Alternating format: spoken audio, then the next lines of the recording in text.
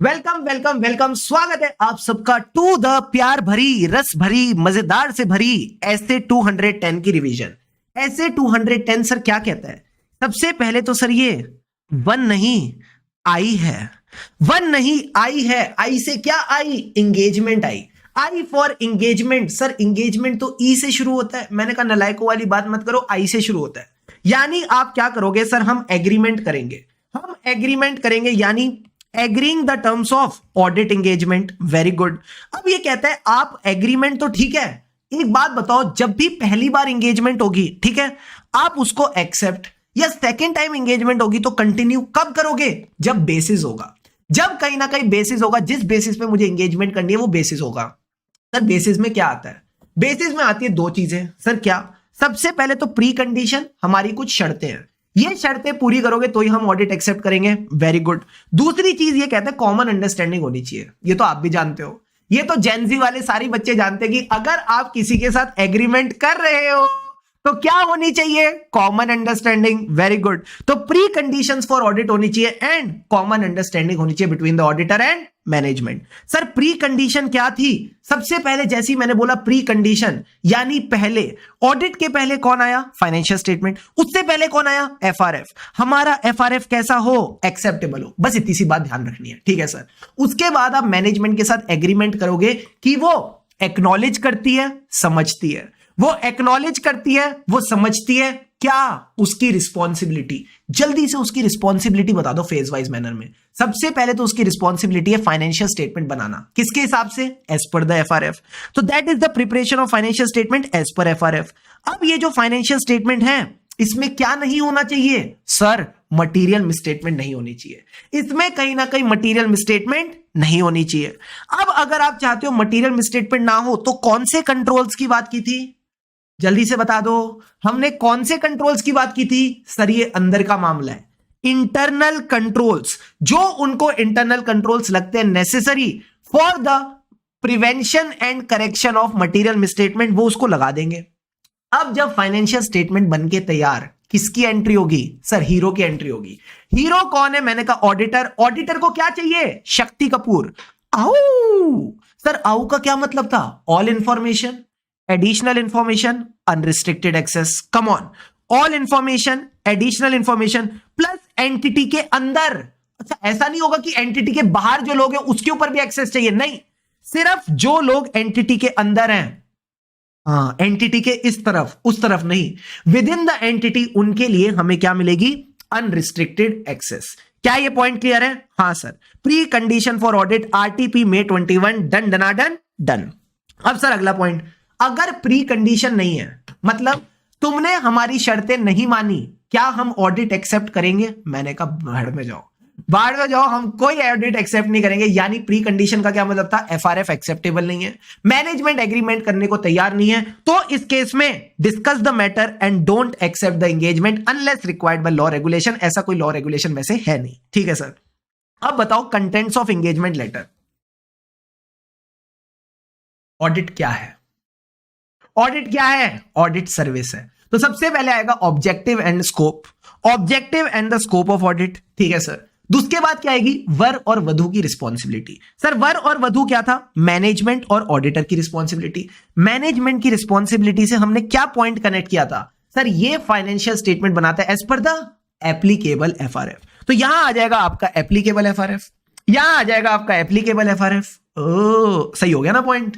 अच्छा, क्या audit report भी एफआरएफ के हिसाब से बनेगी? क्या ऑडिट रिपोर्ट भी एफआरएफ के हिसाब से बनती है? ना रे बाबा ना, ऑडिट रिपोर्ट एफआरएफ के हिसाब से नहीं बनती। ऑडिट रिपोर्ट के लिए क्या वर्ड यूज करते हैं? Form and content of the report, form and content of the report. And form and content के साथ एक लाइन और है जो 99.999999% बच्चे भूल जाएंगे, बट आप नहीं भूलोगे। सर वो क्या था? कई बार ईओएम पैरा डालना होता है, कई बार ओम पैरा डालना होता है, कई बार ओपिनियन को मॉडिफाई करना होता है। ओ, तो क्या कोई ऐसे सर्कमस्टेंसेस आ सकते हैं विच में modify the form and content? Yes sir, कई बार ऐसे सर्कमस्टेंसेस आ सकते हैं which can lead to a report which में differ from the expected form and content. Clear है पॉइंट? Yes sir. अब सर एक बात बता दो जल्दी से, अगर ये जो 5 बातें हमने डिस्कस करी एग्रीमेंट में होती हैं, ये किसी लॉ रेगुलेशन में लिखी है? तो क्या मैं वापस इन 5 पॉइंट्स को रिपीट करूं? कहता है नहीं, वापस आपको लिखने की जरूरत नहीं है। तो सर मैं क्या लिखूं? बस इतना लिखो कि ये कहीं लिखा है? बस इतना लिखो ये कहीं लिखा है। सर इसका क्या मतलब है? बस ये फैक्ट बता दो कि लॉ रेगुलेशन में ये बातें लिखी हैं और मैनेजमेंट को अपनी रिस्पॉन्सिबिलिटी पता है। लॉ रेगुलेशन में ये बात लिखी है एंड मैनेजमेंट को अपनी रिस्पॉन्सिबिलिटी पता है, यानी management acknowledges and understand it's responsibility. Is this point clear? Yes sir. अब नेक्स्ट पॉइंट आता है, अगर मैनेजमेंट आप पे लिमिटेशन ऑन स्कोप लगा रही है, यानी वो आपको एविडेंस नहीं लेने दे रही, इस कदर एविडेंस नहीं लेने दे रही कि आपको पता है एंड में आप अपना ओपिनियन डिस्क्लेम कर दोगे, आप ओपिनियन दोगे ही नहीं। जब आपको पता है एंड में जाके ओपिनियन डिस्क्लेम ही करना है, ओपिनियन देना ही नहीं है, क्या ऐसा ऑडिट एक्सेप्ट करेंगे? हम ऐसा ऑडिट एक्सेप्ट नहीं करेंगे, हम ऐसा ऑडिट एक्सेप्ट नहीं करेंगे। मैंने कहा वेरी गुड। अब सर अगला पॉइंट बता दो, अब अगला पॉइंट बता दो। सर क्या कई बार टर्म्स ऑफ एंगेजमेंट चेंज करनी पड़ती है? हाँ सर, कई बार टर्म्स ऑफ एंगेजमेंट चेंज करनी पड़ सकती है। तो sir terms of engagement change कब करेंगे? जब आरजे होगा। आरजे का मतलब मैं भूल गया। सारे बच्चे एक बार चैट बॉक्स में बताओ आरजे का क्या मतलब था। सारे बच्चे जल्दी से बताओ आरजे का क्या मतलब था। कमॉन कमॉन कमॉन, जल्दी से बताइए।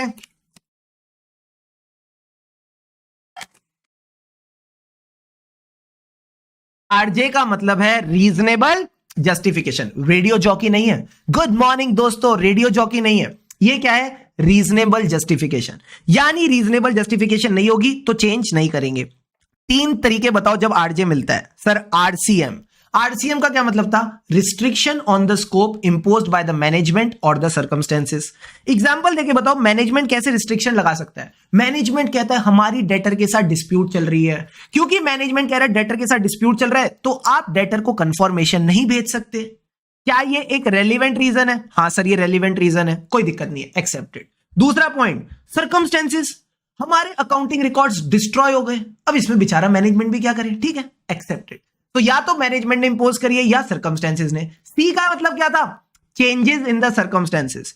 चेंजेस इन द सर्कमस्टेंसेस यानी जो आप ऑडिट कर रहे थे वो क्यों कर रहे थे? क्योंकि बैंक से लोन लेना था, कहीं ना कहीं एंटिटी को बैंक से लोन लेना चाहिए था और बैंक ने ऑडिट रिपोर्ट मांगी थी। ओह, अब बैंक कह रहा है ऑडिट गया भाड़ में, तुम रिव्यू कराओगे तो भी काम चल जाएगा। तो अगर बैंक ने ऑडिट की जगह रिव्यू से भी काम चला लिया तो क्या मैं बोलूं चेंजेस इन द सर्कमस्टेंस है? हाँ sir, there is a changes in the circumstances which affect the need for service. And तीसरा पॉइंट क्या था? मिसअंडरस्टैंडिंग। किसके बीच में? दो ही तो पार्टीज है, ऑडिटर और मैनेजमेंट, इनके बीच में मिसअंडरस्टैंडिंग हो गई। इसका पॉइंट क्या था?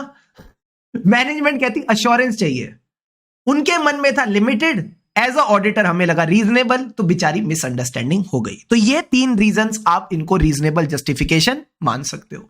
यही पॉइंट इन्होंने यहां कहा, चेंजेस इन द सर्कमस्टेंसेस और मिसअंडरस्टैंडिंग को आप रीजनेबल जस्टिफिकेशन मान लोगे। बट एक बात ध्यान रखना, जब आपको सफिशिएंट एंड एप्रोप्रिएट एविडेंस नहीं मिलता, क्या आपको इसकी इंप्लीकेशन देखनी पड़ेगी? हां सर। इंप्लीकेशन किस पे? अपनी ऑडिट रिपोर्ट पे। अपनी ऑडिट रिपोर्ट पे इसकी इंप्लीकेशन देख लेना। सर कैसे? क्या इसका इंपैक्ट मटेरियल है? अगर मटेरियल है तो फिर क्वालिफाइड और डिस्क्लेमर जा सकते हो। फिर देखो इसका इंपैक्ट परवेसिव तो नहीं, अगर मटेरियल प्लस परवेसिव है तो डिस्क्लेमर, अगर मटेरियल पर परवेसिव नहीं तो क्वालिफाइड। क्लियर है पॉइंट? हाँ सर। फिर सर हमने एक पॉइंट डिस्कस किया, क्या कई बार मैनेजमेंट गड़बड़ हो सकती है, यानी मैनेजमेंट ने जो हमें इंफॉर्मेशन दी है वो कैसी है? ईयू है। सर ईयू का क्या मतलब था? इनकरेक्ट है, इनकंप्लीट है, अनसेटिस्फैक्टरी है। तो क्या ये रीजनेबल जस्टिफिकेशन है कि मैं ऑडिट से रिव्यू पे चले जाऊं? नहीं सर, मैनेजमेंट चोर है। अगर मैनेजमेंट चोर है, गलत इंफॉर्मेशन दे रही है और उसके बाद बोल रही है ऑडिट से रिव्यू पे चले जाओ, ये रीजनेबल जस्टिफिकेशन तो बिल्कुल नहीं है। इसी का एग्जांपल इन्होंने फिर दिया कि अगर मैनेजमेंट डेटर्स का एविडेंस नहीं दे रही, ठीक है, और कहती है ऑडिट से रिव्यू पे चले जाओ, और कहती है ऑडिट से रिव्यू पे चले जाओ, डोंट कंसीडर इट एक्सेप्टेबल, ये भी आप एक्सेप्टेबल नहीं मानोगे। अब आईसीआई आपसे ये वाला सवाल पूछ लेगी एग्जाम में। सर क्या सवाल पूछेगी?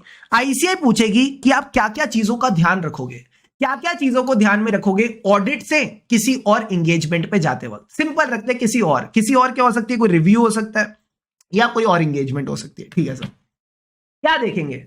सबसे पहले हम क्या देखते हैं, आरजे यानी रीजनेबल जस्टिफिकेशन, ठीक है सर। दूसरी चीज क्या देखते थे सर, रीजनेबल जस्टिफिकेशन के साथ देखो क्या लॉ रेगुलेशन अलाउ करता है इस तरह से, क्या कॉन्ट्रैक्ट अलाउ करता है, यानी you need to assess the legal and contractual limitation, ठीक है सर। तीसरी चीज क्या देखनी है, तीसरी चीज क्या देखनी है सर, सबसे पहले रीजनेबल जस्टिफिकेशन देखा, फिर कॉन्ट्रैक्ट देखा, और तीसरा था, तीसरा किसको याद रहेगा, तीसरा पॉइंट तो सब भूलेंगे, किसको याद रहेगा, स्मार्ट बंदे को। वेरी गुड सिंधु होना बिंदगी, क्या बढ़िया नाम है आपका, very very good sir, smart बंदे को। स्मार्ट वर्क क्या कहता है, जो प्रोसीजर्स आपने ऑडिट में करे क्या वो रिव्यू में काम आ सकते हैं, हाँ आ सकते हैं। क्या वो आपको रिलेटेड सर्विसेज यानी एग्रीड अपॉन प्रोसीजर्स में काम आ सकते हैं, आ सकते हैं, तो कर लो यूज, तो फिर कर लो यूज, वेरी वेरी गुड। तो ये तीसरा पॉइंट आपने बस ध्यान रखना है कि अगर आपको लगता है रीजनेबल जस्टिफिकेशन है और आप ऑलरेडी अपने प्रोसीजर्स कर सकते हो, तो ये प्रोसीजर्स आप कैरी ऑन कर सकते हो, ये आपके लिए रेलिवेंट हो सकते हैं, ये आपके लिए रेलिवेंट हो सकते हैं to the changed engagement, very very good.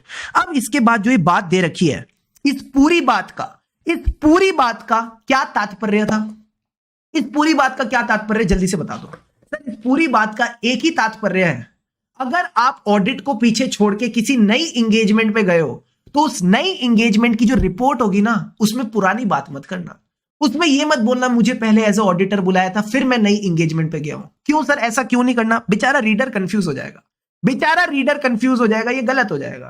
तो कहते हैं रीडर को कंफ्यूज नहीं करेंगे, पुरानी बातों को भूल जाओ, नई शुरुआत करते हैं। तो नई शुरुआत का मतलब है आप ओरिजिनल ऑडिट एंगेजमेंट की बात नहीं करोगे, ओरिजिनल प्रोसीजर्स की बात नहीं करोगे, बट अगर आप ओरिजिनल प्रोसीजर्स को साथ लाए हो, अगर आप ओरिजिनल प्रोसीजर्स को साथ लाए हो, तो उन प्रोसीजर्स को आप मेंशन कर सकते हो। सर ये प्रोसीजर वाली एंगेजमेंट का क्या नाम होता है, agreed upon procedure, come on, agreed upon procedure, clear. Last वाले टॉपिक को हम क्या बोलते हैं, मरियल टॉपिक। सर इसमें क्या है, कुछ भी नहीं है। कब कब आपको अपनी ऑडिट एंगेजमेंट टर्म्स को चेंज करना पड़ेगा, पेयरिंग कर लो। सबसे पहले कहते हैं एंगेजमेंट लेटर में 5 चीजें आती है, सबसे पहले कहते हैं ऑब्जेक्टिव एंड स्कोप, उसको लेके मिसअंडरस्टैंडिंग हो गई है, बाकी टर्म्स चेंज हो गई हैं। 3 पॉइंट क्या थे, धंधा बदल गया, धंधा बदल गया, धंधा चलाने वाले बदल गए, धंधे के ओनर बदल गए, कम ऑन एवरीवन, धंधा बदल गया, धंधे चलाने वाले बदल गए, धंधे के ओनर बदल गए। ये 3 पॉइंट क्या थे, significant change in the business, ऐसा ना हो कि बस प्राइसेस को थोड़ा ऊपर नीचे किया तो वो चेंज बिजनेस नहीं होता, कह रहे significant change in the nature and size of the business. दूसरा, धंधे के चलाने वाले, जूनियर मैनेजमेंट या senior management, senior management, change in the senior management. Owner कौन सा, मेरे जैसा एक शेयर होल्डर वाला नहीं, significant change in the ownership, ठीक है। तो ये 3 पॉइंट आपने ध्यान रखने हैं। लास्ट में बोलता है क्या, एफआरएफ चेंज हो गया, लॉ रेगुलेशन चेंज हो गया, या रिपोर्टिंग रिक्वायरमेंट चेंज हो गई, याद रहे तो रखना, बाकी काफी है। That's all sir.